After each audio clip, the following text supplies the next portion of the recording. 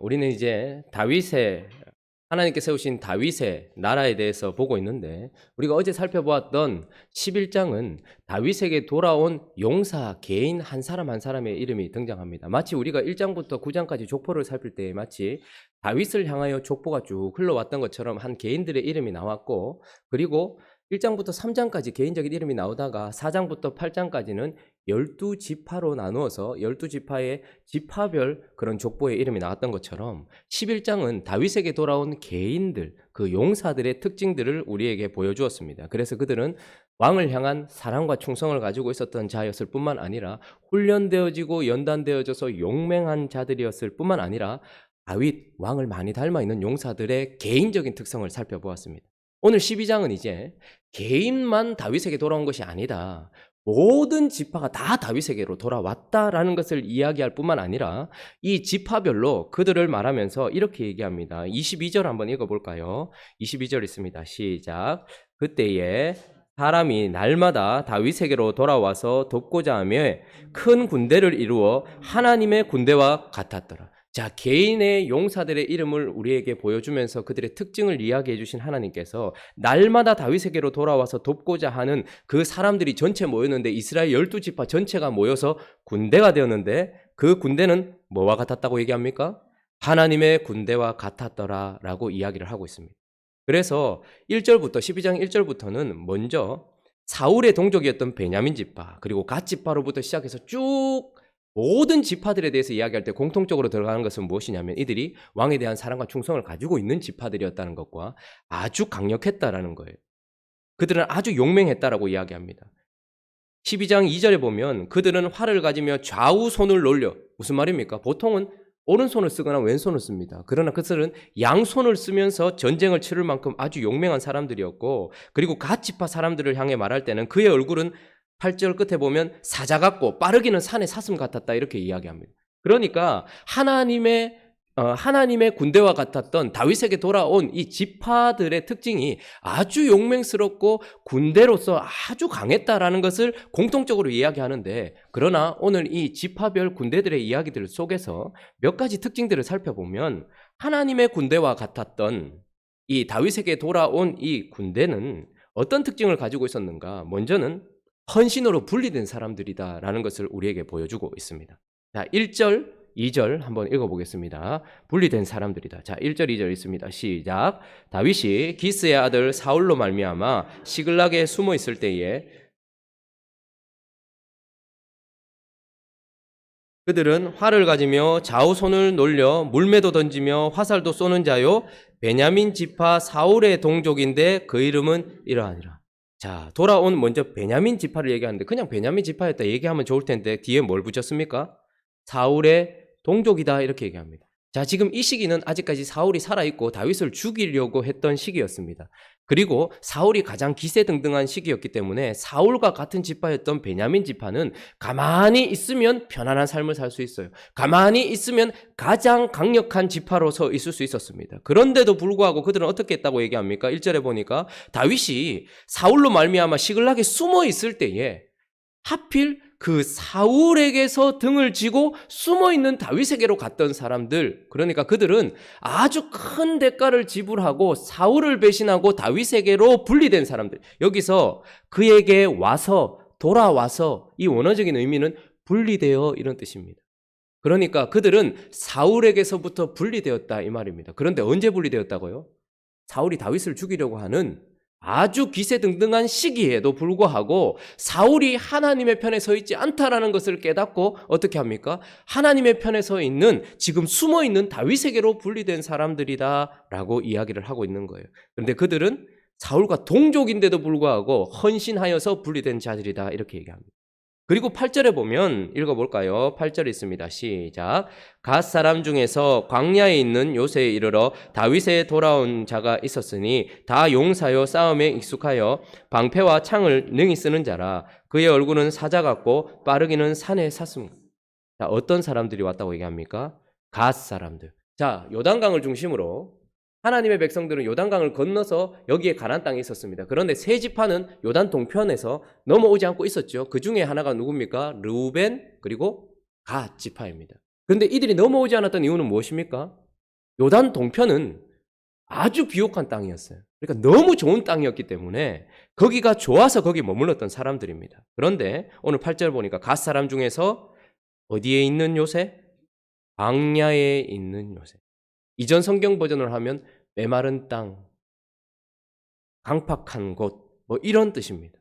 그러니까 비옥한 땅에 있는 갓 사람이 메마른 땅에 있는 다윗에게로 왔다 이 말입니다. 그러니까 편안한 삶을 내려놓은 채에 다윗에게로 돌아온 사람들이다 이렇게 얘기합니다. 그러니까 하나님의 군대와 같았던 다윗에게 돌아왔던 사람들은 사울에게서부터 분리되었을 뿐만 아니라 편안한 삶으로부터 분리되어서 다윗에게로 온 분리된 사람들, 헌신으로 분리된 사람들이다 이렇게 이야기를 하고 있는 것입니다. 딱 한 가지 이유였어요.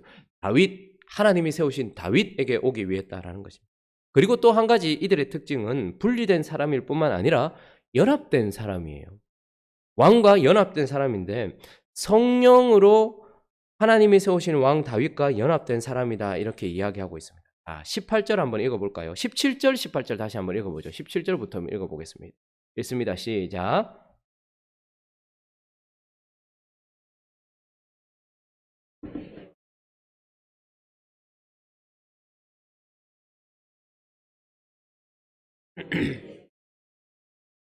내 손에 불의함이 없으니 우리 조상들의 하나님이 감찰하시고 책망하시기를 원하노라 하매 그때에 성령이 30명의 우두머리 아마새를 감싸시니 이르되 다윗이여 우리가 당신에게 속하겠고 이새의 아들이여 우리가 당신과 함께 있으리니 원하건대 평안하소서. 당신도 평안하고 당신을 돕는 자에게도 평안이 있을지니 이는 당신의 하나님이 당신을 도우심이니이다 한지라.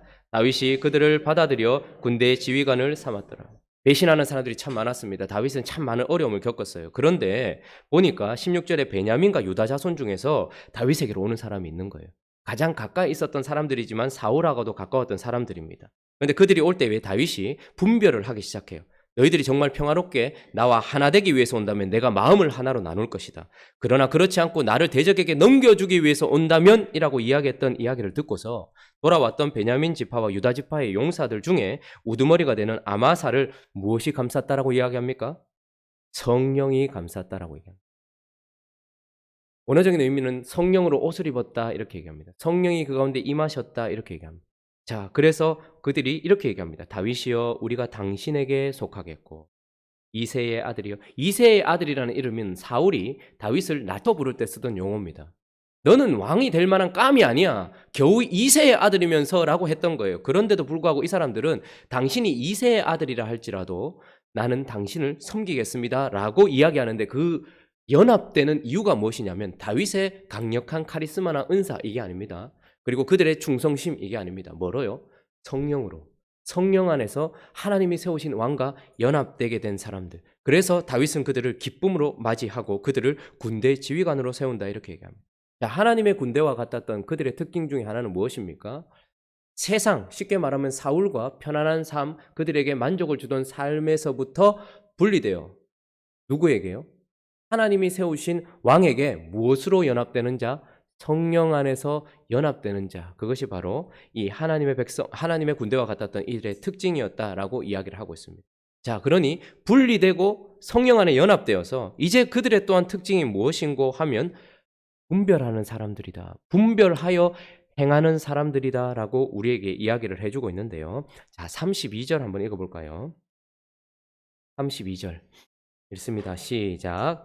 이사갈 자손 중에서 시세를 알고 이스라엘이 마땅히 행할 것을 아는 우두머리가 200명이니 그들은 그 모든 형제를 통솔하는 자입니다. 자, 이사갈 자손이라 특징이라고 얘기하지만 이들 전체의 특징입니다. 그들의 특징 중에 하나는 무엇이냐면 뭐를 안대요? 시세를 안대요. 여러분 우리 주식이 뭘 어디에 투자하면 되고 펀드를 어디 넣으면 되고 이런 시세를 아는 거 참 중요해요. 사람은 시대의 흐름을 아는 것이 참 중요합니다. 그런데 이사갈 지파는 시세를 알았다라고 얘기합니다. 무슨 뜻입니까? 역사를 통하여 성령을 통하여 말씀을 통하여 상황을 통하여 사람을 통하여서 하나님께서 일하고 계신 상황을 판단할 수 있는 능력이 있었다라고 얘기해요. 그래서 시세를 알았다라고 이야기를 하고 시세를 아는 것에서만 그치는 게 아니에요. 지금은 다윗에게 가야 될 때다. 이제 드디어 하나님이 다윗을 세우신 때다. 이제 진짜 일어나야 될 때다. 이런 것들을 알 뿐만 아니라 뒤에 시세를 알고 또 뭐라고 얘기합니까? 이스라엘이 마땅히 행할 것을 아는. 자, 그냥 보통 사람이 아니고 이스라엘이 이렇게 얘기합니다. 이스라엘은 누굽니까? 하나님의 백성으로서 어떻게 행해야 될지를 분별할 줄 아는 사람들이었다. 이렇게 얘기합니다. 여러분 참 저는 오늘 아침에 우리가 이렇게 기도했으면 좋겠어요. 이사갈 자손 중에서라고 말하지 않고 하나님의 교회 가운데 행복한 우리 교회는 시세를 알고 그래서 하나님의 백성 이스라엘이 마땅히 행할 것을 아는 자들이었다. 이렇게 되었으면 좋겠습니다. 순간순간 어떻게 행동해야 될지, 순간순간 무엇이 옳은지 판단하고 분별하는 것은 참 어려운 일인 것 같아요. 모세도 가끔씩 실수를 했고요. 여호수아도 다윗도 가끔씩 실수를 했던 것을 보게 됩니다. 여러분들이 그리고 저와 여러분이 우리가 무엇인가를 행할 때에 지금 이때가 지금 기도할 때인가 움직여야 될 때인가 지금 이때가 우리가 열심을 내야 될 때인가 아니면 엎드려 회개해야 될 때인가 지금 이때가 칼을 뽑아야 될 때인가 칼을 집어넣어야 될 때인가 이런 것들을 시세를 알고서 마땅히 그렇다면 이스라엘로서 하나님의 백성으로서 어떻게 해야 되는지를 분별하는 건 참 중요한 것 같아요. 출애굽기 14장 한번 가볼까요? 출애굽기 14장 15절 16절 한번 보죠.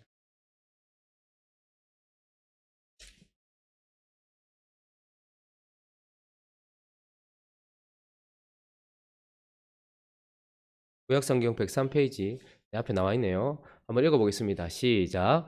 여호와께서 모세에게 이르시되 너는 어찌하여 내게 부르짖느냐 이스라엘 자손에게 명령하여 앞으로 나아가게 하고 지팡이를 들고 손을 바다 위로 내밀어 그것이 갈라지게 하라. 이스라엘 자손이 바다 가운데에 뒤에서 바로의 군대가 쫓아오고 있습니다. 죽이려고 오고 있어요. 그리고 앞에 홍해가 있는 거예요. 근데 그때에 우리도 똑같이 행동했을 것 같아요. 여호와 앞에서 모세가 무엇을 했냐면 기도했어요. 하나님께 부르짖어서 기도했어요. 백성들에게는 걱정하지 마라. 하나님이 우리를 도와주실 것이다. 라고 이야기해요. 하나님께서 싸우실 것이니 너희는 가만히 있어서 여호와가 하나님 됨을 알지어다. 라고 이렇게 이야기를 했어요. 자, 그러면서 지금 모세가 뭐라고 있었냐면 부르짖어 하나님께 기도하고 있었어요. 그런데 하나님은 뭐라고 이야기하십니까? 15절에 보니까 여호와께서 모세에게 이르시되 너는 어찌하여 내게 부르짖고 있느냐. 지금 기도할 때가 아니라는 거예요. 이스라엘 자손에게 명령하여 앞으로 가라는 거예요. 홍해가 앞에 있는데 믿음의 눈을 들어서 그 마른 땅을 보면서 지팡이를 앞으로 내밀고 홍해를 갈라라 이 말입니다. 지금은 기도할 때가 아니야. 일어나서 걸어갈 때야. 지금 그 얘기를 하고 있는 거죠. 그러니까 하나님께서 하나님의 백성 모세, 지도자 모세에게 지금 기도할 때 아니야. 일어나야 돼. 라고 가르쳐 주신 거죠. 여러분 우리도 가끔씩 일어나서 행해야 될 때 기도하고 앉아 있을 때가 있습니다. 시세를 알고 마땅히 행할 일을 알아야 되는데 그죠? 여호수아 7장도 한번 가볼까요? 여호수아 7장 1절 2절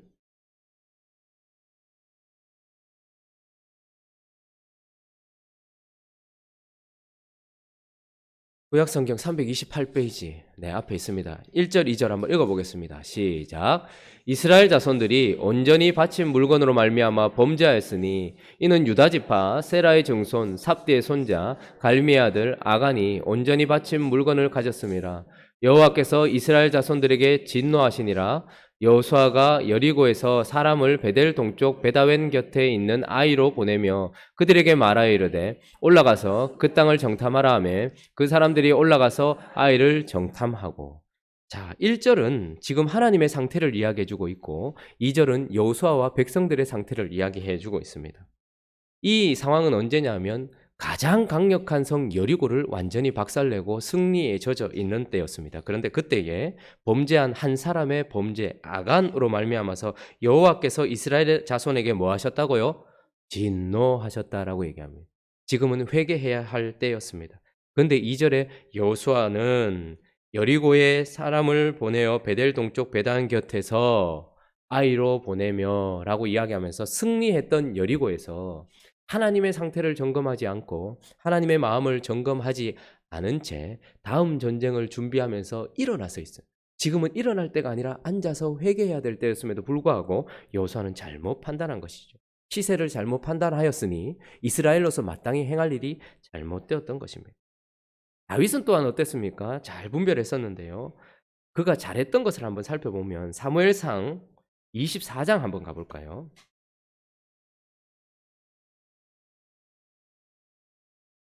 사무엘상 24장 3절 4절 한번 보죠. 구약성경 449페이지.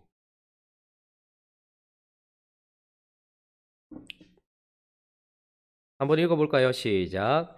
길가 양의 우리에 이른즉 굴이 있는지라 사울이 뒤를 보러 돌아가 다윗과 그의 사람들이 그 굴 깊은 곳에 있더니 다윗의 사람들이 이르되 보소서 여호와께서 당신에게 이르시기를 내가 원수를 네 손에 넘기리니 내 생각에 좋을 대로 그에게 행하라 하시더니 이것이 그날이니이다 하니 다윗이 일어나서 사울의 겉옷자락을 가만히 보이네. 자, 어떤 상황인지 알겠죠? 사울이 지금 뒤를 보러 갔어요. 발을 가렸다. 무슨 말입니까? 용변을 보러 응가하러 굴에 들어갔는데 하필 그 얼마나 분별력이 없는지 칼을 들고 있는 다윗의 군대가 숨어 있는 그 굴로 들어간 거예요. 자, 그런데 아마 아주 어두웠던가 봐요. 그런데 그때에 사울이 들어온 거예요. 뭐하고? 무장 해제하고 아주 급하게. 그죠? 그랬는데 다윗의 사람들이 뭐라고 얘기합니까? 다윗의 사람들은 아주 충성된 사람들이었어요. 그 사람들이 보소서 여호와께서 당신에게 이르시기를 내가 원수를 네 손에 넘길 것이라고 말했지 않습니까? 오늘입니다. 하나님께서 지금 기회를 주셨습니다. 라고 이야기를 하는 거예요. 가르들러 뵈소서 이렇게 얘기했어요. 이때가 아마 다윗에게 있어서 가장 고민되는 때가 아니었을까 생각해 봅니다. 나는 이미 사무엘을 통해서 기름 부음 받았고 또 사람들도 이미 내가 하나님께서 세우신 왕이라는 걸 알고 있고 용사들이 내게 모이기 시작했고 나는 많은 연단을 받았다. 그리고 하나님도 내게 원수를 네 손에 넘길 것이라 얘기했으니 지금 칼을 빼야 되는 것이 맞는가? 내게 충성스러운 내 군사들도 지금 내게 이것을 요구하는데 이것이 맞는가? 저는 가끔씩 목사로서 성도들이 목사를 사랑하는 마음에서 저에게 권면하는 것들을 많이 듣습니다. 그럼 그 권면들이 하나면 딱 좋겠어요. 이렇게 하라, 이렇게 하면 좋겠어요. 그런데 각자가 다 달라요. 이분은 이렇게 말하고 저분은 저렇게. 근데 동일한 것은 무엇이냐면 다 저를 사랑해서 하시는, 물론 사랑하지 않고 하시는 분도 가끔 있겠지만 다 저를 사랑하셔서 목사님 이때는 이래야 됩니다. 목사님 저 때는 저래야 됩니다. 이렇게 이야기를 해요. 그 순간 칼을 빼라는 분도 있고 칼을 집어넣으라고 하는 분도 있단 말이에요. 그때에 다윗은 아마 자기 마음도 칼을 빼고 싶었을 것 같아요. 그리고 용사들도 그렇게 얘기하니 칼을 빼야 된다라고 생각했을지도 모르겠어요. 하나님의 음성도 있고 이 사람들을 통해서 하나님께서 내게 확증시켜 주는 것 아닌가 생각이 들 수도 있었을 것 같아요. 그러나 홀로 결정을 했습니다. 근데 이 결정을 하고 난 이후에 핍박이 더 심해졌죠. 아주 오랜 기간 동안 더 많은 핍박을 받았을 때에 아마 자기의 군사들에게 많은 원망을 받았을 거예요. 다윗이 분별력을 잃었나 보다. 그때 뵀으면 끝날 일을 지금 사울이 귀신 들렸는데 몇 번이나 지금 이렇게 했는데 이런 사람이 왕이 되도록 그냥 내버려두는 다윗은 도대체 뭐 하는 거지? 라는 아마 많은 원망을 받았을 것 같아요. 그러나 훨씬 시간이 지나고 나서 사울이 블레셋의 손에 의하여 결국 죽임을 당하는 것을 보면서 다윗이 잘했다는 것은 이에 드러나게 돼요. 근데 얼마나 고민되었을까요? 그 기간을 지나는 동안 다윗도 내가 그때 그 말 들었어야 되나 생각했을지도 모르겠습니다. 그러나 그가 진리 편에 서서 감히 하나님이 기름 부으신 왕을 인간이 어찌하면 안 된다. 아무리 그가 귀신 들렸고 미쳤다 할지라도 그래서 내게 창을 꼽는다 할지라도 하나님은 바울의 창이 나를 뚫지 못하도록 지켜주셨고 내가 고난을 당한다 할지라도 감히 하나님이 기름 부음 받은 자를 비판하고 원망하고 죽이는 것은 내가 왕이 되는 명분이 될 수 없다. 라는 것을 알고서 분별했던 거예요. 하나님의 군대와 같은 다윗에게 돌아온 사람들은 시세를 알고서 이스라엘이 마땅히 행할 것을 알았던 사람들 이야기합니다. 또 마지막으로 한 가지만 더 살펴보면 다시 본문으로 돌아와서 그들의 특징 마지막 네 번째는 두 마음을 품지 않는 사람이었다라고 얘기합니다. 자, 33절 우리 돌아와서 읽어볼까요? 시작. 스불론 중에서 모든 무기를 가지고 전열을 갖추고 두 마음을 품지 아니하고 능히 진영에 나아가서 싸움을 잘하는 자가 5만 명. 5만 명이나 싸움을 잘하는데 능히 무기를 가지고 전열을 갖추고 있어요. 그런데 그들이 만약에 두 마음을 품어버린다면 이들로 말미암아서 엄청난 손실이 다윗의 나라에 그리고 그 군대에 오게 될 거예요. 그런데 그들의 특징 중에 하나가 무엇이냐면 두 마음을 품지 않았다 이렇게 얘기합니다. 야고보서는 두 마음을 품은 것을 의심을 가진 것, 그리고 끝까지 믿지 않고 기도하는 것, 이런 것들을 두 마음이라고 얘기해요. 자, 그러면 두 마음의 특징을 그냥 간략하게 이야기를 한다면 여러분 뭐를 두 마음이라고 할까요? 우리 마음속에는 누구의 마음도 있습니까? 예수 그리스도의 마음도 있습니다. 자, 그런데 우리가 은혜가 풍성하면 우리는 언제나 어떻습니까? 이 예수 그리스도의 마음에 내가 연합되어서 한 마음이 됩니다. 하나의 마음이 됩니다. 근데 은혜가 없고 우리가 죄 가운데 거하게 되면 어떻게 됩니까? 이분과 연합되어 있었던 마음에서 어떻게 합니까? 분리되어집니다. 이게 두 마음입니다. 하나님을 따라가려고 했던 내 마음, 그래서 하나님께 강력하게 연결되어 있었던 내 마음이 나의 자아가 살아남으로 말미암아서 여기서 분리돼요. 근데 더 악한 것은 무엇이냐면 하나님이 자기에게 하나 되게 만들려고 거짓과 여러 가지 노력들을 하는, 그래서 자기 편으로 하나님을 땡기려고 하는 마음, 더 악한 마음이긴 하지만 그 원래 모습은 두 마음이 되는 거예요. 그런데 그들은 이제 다윗과 한 마음이었습니다. 한 마음이었습니다. 힘들고 어려운 상황 속에서도 어떠한 상황 속에서 나는 다윗만 섬깁니다.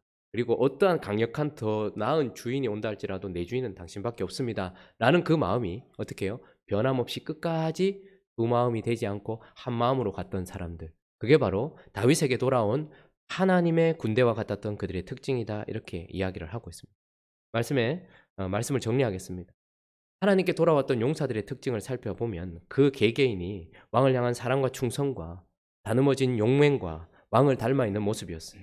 그리고 하나님께 돌아온 다윗의 군대 모든 지파들의 특징은 세상으로부터 분리되어서 성령 안에서 왕과 연합되고 분별하면서 시세를 알고서 마땅히 행할 바를 알아 정확하게 하나님의 뜻대로 왕의 뜻대로 행하면서 끝까지 왕과 하나 되어서 그 마음이 두 마음으로 분리되지 않았던 사람이다. 이렇게 이야기를 하고 있습니다. 오늘 이 아침에 우리가 기도할 때에 우리도 그런 것 같아요. 하나님 앞에 세상과 사울로부터 분리되고 자아로부터 분리되고 편안한 삶으로부터 분리되었고 성령 안에서 이제 그분에게 하나 된 것 같아요. 그래서 그분이 우리의 주인이라고 고백합니다. 오늘 이 아침에 기도할 때에 그렇기 때문에 시세를 분별하고 그리고 마땅히 그리스도인답게 행할 수 있는 모습을 보일 수 있게 해달라고 그렇게 기도했으면 좋겠고요. 내 마음이 오늘도 두 마음이 되지 않고 단 마음이 될 수 있도록 하나님 은혜를 부어달라고 그렇게 기도하는 이 아침 되시기를 예수 그리스도의 이름으로 축원합니다. 같이 한번 기도하겠습니다. 혹시 아직까지 분리가 되지 않은 분들이 있습니까? 사울에게 붙어 있으면 훨씬 나은데 그래서 조금만 있다가 갈게요. 혹은 요단 동편에 있으면 훨씬 편안한데 조금 있다가 광야로 갈게요. 혹시 그런 분들이 있습니까? 저는 없다라고 생각합니다. 그러나 매 순간 우리는 분리되는 사람이 될 수 있게 달라고 기도했으면 좋겠고 내가 왕을 향한 충성이 내 열정에서부터 나오는 것이 아니라는 것, 그분이 주는 축복 때문에 내가 매어 달리는 게 아니고 성령 안에서 하나 되었다는 것을 기억하면서 성령의 충만함을 달라고 기도했으면 좋겠고 무엇보다도 오늘 우리가 기도할 때 행복한 우리 교회가 시세를 잘 알았으면 좋겠어요. 하나님이 약하다 하는 사람은 품어야 되고 하나님이 악하다 하는 사람은 고쳐야 됩니다. 고쳐야 될 사람을 품고 품어야 될 사람을 고치려고 칼을 들면 안 되는 거예요. 시세를 잘 분별할 수 있게 해달라고 하나님의 뜻이 무엇인지를 알아서 마땅히 행할 것을 알게 해달라고 그리고 두 마음 품지 않게 해달라고 그리고 각자의 기도 제목들을 가지고 우리 함께 기도하며 나가도록 하겠습니다. 기도하겠습니다.